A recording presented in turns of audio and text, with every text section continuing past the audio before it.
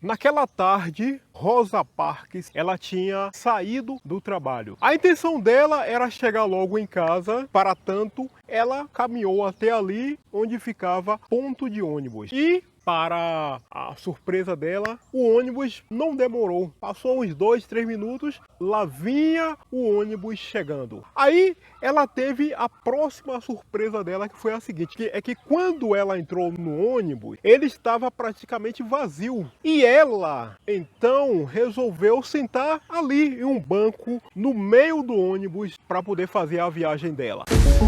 Porém, enquanto o ônibus ia fazendo seu percurso, foi aparecendo cada vez mais passageiros. Até que chegou em um determinado momento, o ônibus já estava cheio, havia passageiros em pé. E o motorista do ônibus, então, ele parou o ônibus e falou com Rosa Parks o seguinte: você vai levantar e vai dar o seu lugar para alguém aqui e tal, porque você não pode ficar sentado aqui e essas pessoas ficarem em pé. Rosa Parks, ela olhou para o motorista do ônibus e disse que não ia sair dali. Eu não vou sair daqui desse lugar, cara. Eu paguei minha passagem e não vou sair daqui. Não saio de jeito nenhum. O motorista de ônibus, ele falou o seguinte para ela: olha, eu vou chamar a polícia e você escolha, ou você vai ser presa ou você saia daí desse lugar, porque há pessoas aqui em pé e você não tem que estar aqui nesse lugar. E mais uma vez ela disse: eu não vou sair, e pronto. E o motorista de fato chamou a polícia e Rosa Parks acabou sendo presa.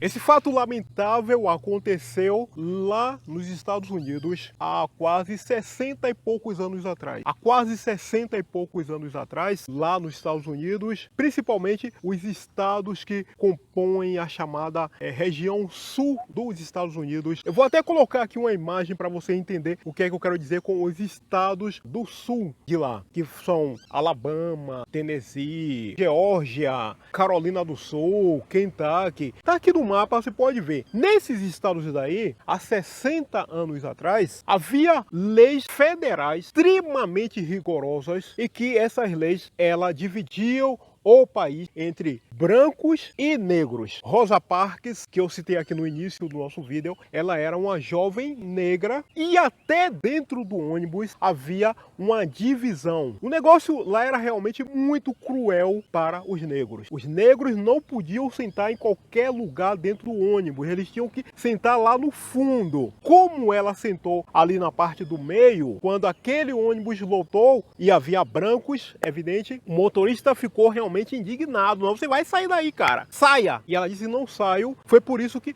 ele chamou a polícia. Na verdade, lá nos Estados Unidos, há 60 e poucos anos atrás, era um racismo junto com uma segregação, junto com uma discriminação tão violenta que em todos os lugares haviam literalmente divisão. Havia restaurantes somente para brancos e outro aqui para negros. Quando não fosse esse o caso, tinha uma divisão lá. Essas mesas aqui quem ocupa são os brancos, aquelas mesas de lá quem ocupa são os negros. Haviam igrejas que eram somente frequentadas por brancos e outras somente por negros. Havia até às vezes divisão na rua. Esse lado aqui da rua para os brancos, aquele lado de lá para os negros. Até isso era um nível de discriminação, um nível de racismo tão violento que até isso havia lá nos Estados Unidos, infelizmente, há 60 e poucos anos atrás. A prisão da jovem Rosa Parks, por conta desse episódio dentro do ônibus, acabou ganhando repercussão, foi noticiado nos jornais lá naquela época, e entre as pessoas que tomaram conhecimento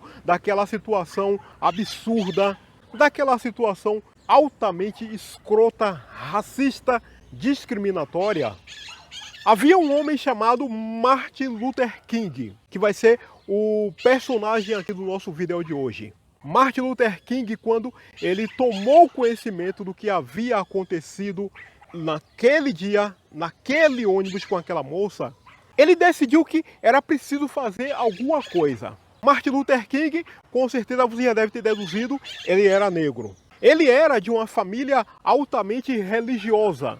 O avô dele havia sido pastor da Igreja Batista lá nos Estados Unidos. O pai dele também era pastor da Igreja Batista também lá nos Estados Unidos.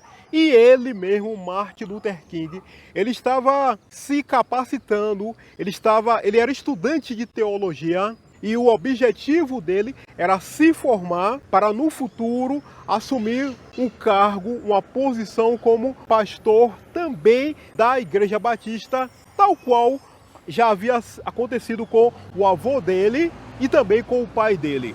Só que Martin Luther King, ele deu vários passos além da questão religiosa. Ele entendeu o seguinte, que aquela situação que acontecia lá, esse nível de segregação, esse nível de divisão, esse nível de racismo que existia lá, principalmente nos estados que compõem ali a parte sul dos Estados Unidos, já estava na hora de pôr um ponto final naquilo ali. Não era possível que em pleno século XX uma pessoa ela fosse criminalizada por causa da cor da sua pele, que ela fosse tratada como um bandido, como um animal, como um passageiro de terceira classe por causa da cor da sua pele.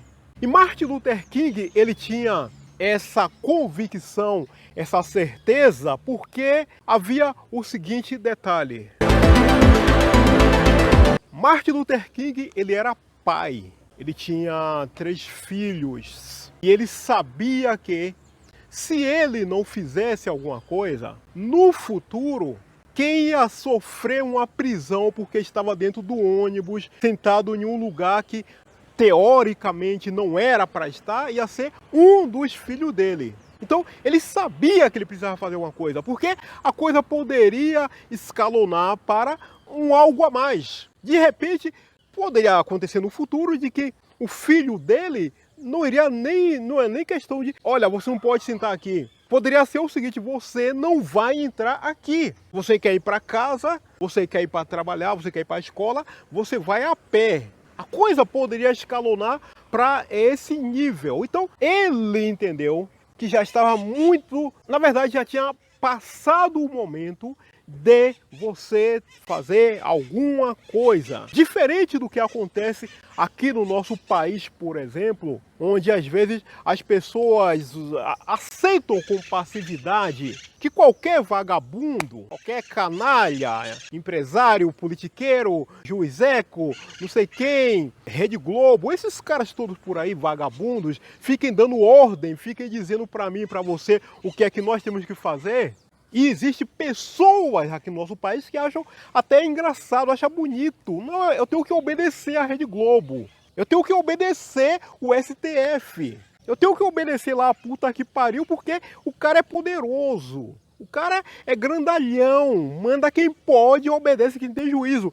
Aqui no nosso país não tem essa coisa imbecilizante, imbecil, estúpida. Porque tem pessoas aqui no nosso país que elas sentem até uma satisfação em ser escravo, em ser um serviçal. O cara tá lá pisando ele, amassando ele, e ele sente prazer. Não, eu tenho que obedecer. O Willy Bond trabalha na poderosa Rede Globo. Eu tenho que obedecer ele. Não é assim aqui no nosso país? Só que lá, Martin Luther King, ele começou a compreender que era realmente necessário fazer alguma coisa.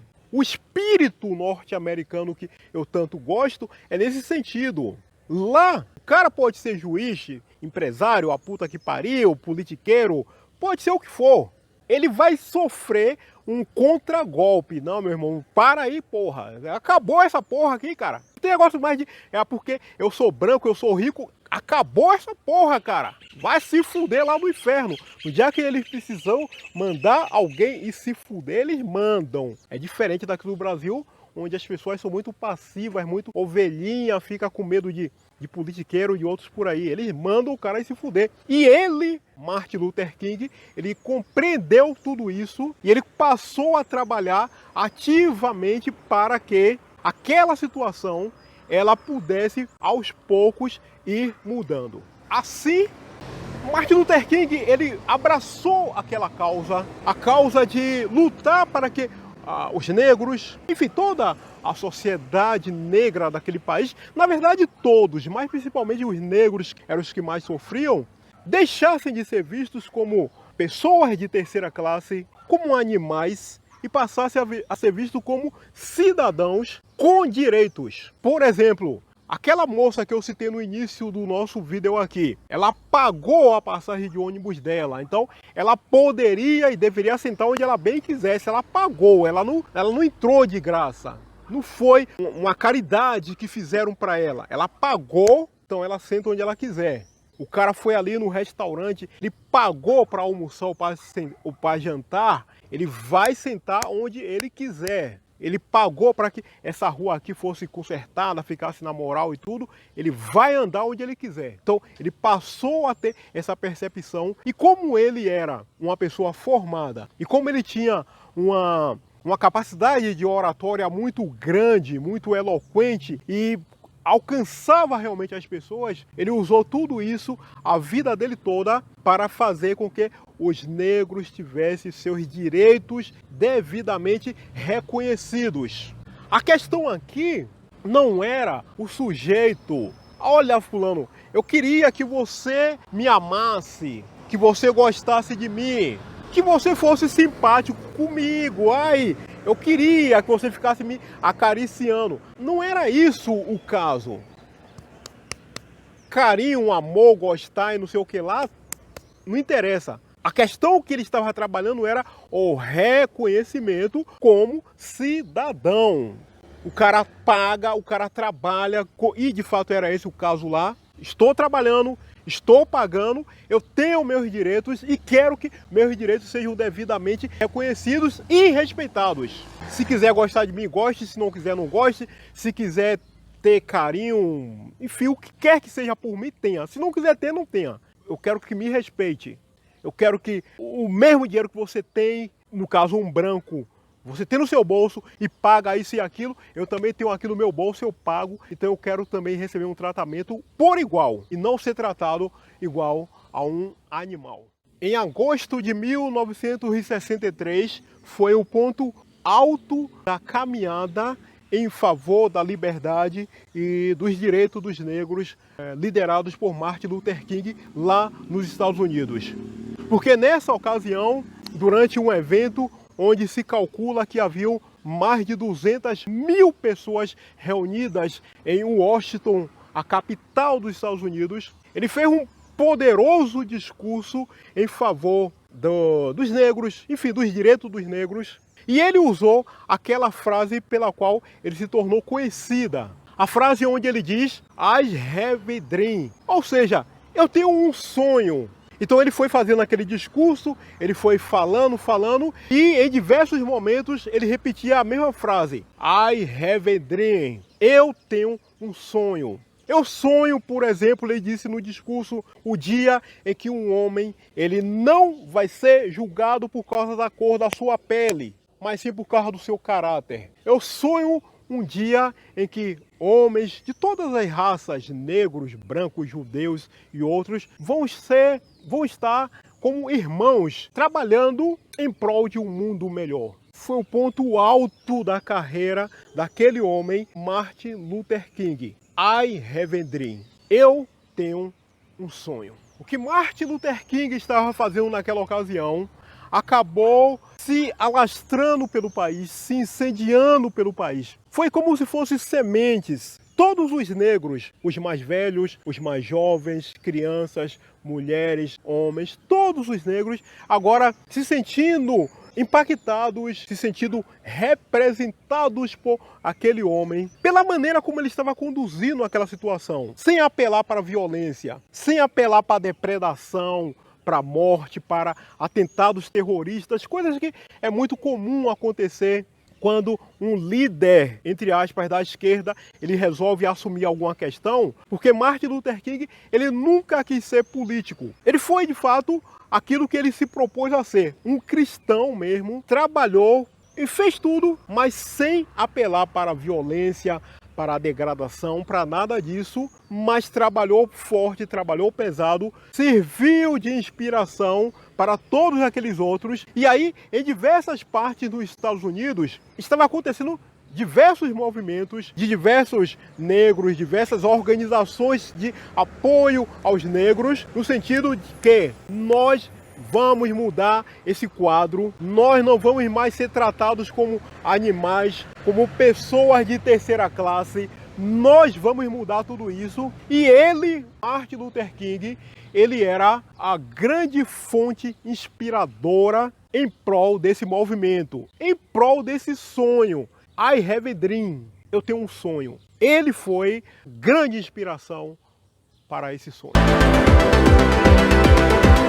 Infelizmente, no dia 4 de abril de 1968, um vagabundo racista, filho da puta racista, ele colocou um ponto final na vida de Martin Luther King. Ele estava em uma cidade, ele iria participar de um evento, ele iria discursar, e ele estava hospedado em um hotel e houve um racista vagabundo, filho da puta, que colocou um ponto final na vida dele, atirou e matou aquele homem. Só que ele acabou com a vida do líder, do jovem líder, diga-se, porque quando ele morreu, ele tinha 39 anos de idade. Mas ele não acabou com o sonho. Ele não acabou com o desejo, com o despertar, com o sonho de liberdade. Isso daí ele não matou nunca. Porque as sementes, na verdade, já haviam se espalhado por toda a América. E mesmo com a morte do jovem líder, outros foram levando adiante essa bandeira. Muitas mudanças foram acontecendo. E de fato, I have a dream. Quer dizer, eu tenho um sonho. E o sonho, de fato, ele continuou, ele prosseguiu. Porque hoje, 60 e tantos anos depois, nós ainda estamos aqui relembrando o legado, toda a herança, todo o trabalho, enfim, toda a caminhada que Martin Luther King fez em prol dos direitos civis dos homens, principalmente dos homens de raça negra. Quer dizer, homens, entenda assim, todo, mulheres, enfim, crianças da raça negra que eram tratados como animais lá na América, infelizmente, 60 e tantos anos atrás. Muito bem, meu amigo, é o seguinte, nosso vídeo de hoje está concluído. Gostou aí do nosso vídeo de hoje? Gostou da nossa conversa? Já conhecia a história, um pedaço, eu contei só um pedaço, a história de Martin Luther King Jr.? Hoje é sexta-feira, então vou aproveitar para te desejar boa sexta, excelente sábado, excelente domingo, tudo de bom, aproveite, curta, descanse, enfim, um excelente final de semana para você. E claro, se inscreva, deixe seu gostei, compartilhe, dê sua opinião, enfim, tudo aquilo que eu sempre te peço. Muitíssimo obrigado por tudo e até o nosso próximo vídeo.